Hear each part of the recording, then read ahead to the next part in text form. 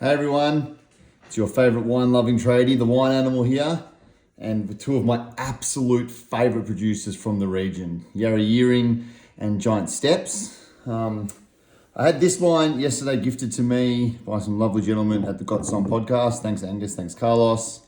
As I bought a lot of wine in for them, they returned the favour and gave me one back to try. And I poured this for my wife and I asked her to try it, and she used this glass. The Riedel Superleggero Viognier glass for this grape varietal in particular. Probably a bit too cold, and if those of you who watch my video on temperature will know this is definitely too cold, but you still get that beautiful apricot, blossom, almost like a little bit honeyed, a little bit like thicker and oilier. And she drank it and I asked her what she thought of it, and she said to me that it reminds her of Chardonnay, and she would call Chardonnay. And I just so happened to have, oh geez, that was close, have this bottle of Giant Steps Sexton 2022 open as well. So I poured this into a completely different glass, a burgundy glass, Zalto Burgundy, and asked her to try this. And she instantly smelt it, and she straight away said, that is Chardonnay. Obviously she was correct.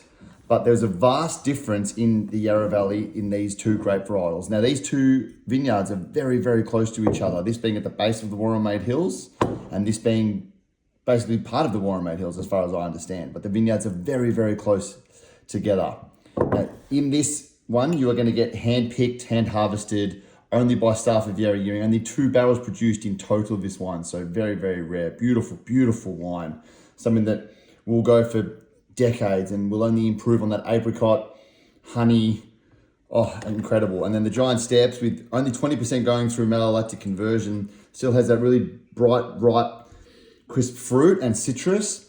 Now, the reason I did this for her last night was, and this is what the video is about basically, is if you really want to know the difference between a varietal and another varietal, use them in different glasses and do them side by side. Now, for a lot of you, that's not possible, as one bottle of wine is enough to open. But if you have the capabilities to open 2 side by side, it's very distinct. Even out of the same glass, these 2 varietals will be completely different on the nose and on the palate.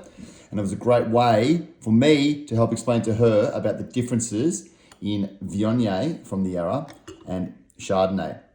Quick little side tip, any juice that's not from the press from these wines is frozen on skins and used in the co-ferment in the dry red wine number 2. So a little bit of extra information there. So cheers, have a great night, Wine Animal out.